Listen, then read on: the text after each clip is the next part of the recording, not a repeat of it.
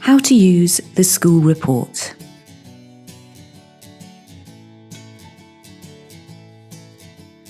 The school report shows aggregated data for your whole school. The school status arcs show your school's performance across 3 measures: attainment, progress, and engagement. The arcs are updated regularly throughout the day. The attainment arc shows the percentage of your school whose Oxford level matches or exceeds the expectation for their year group at the current point in the school year. The progress arc shows the percentage of your school who are moving through their current Oxford level at the expected rate.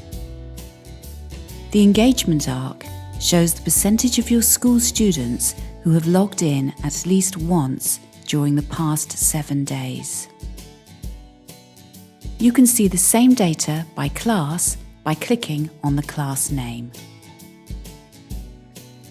You could choose to have several classes open at the same time so that you can compare data between classes.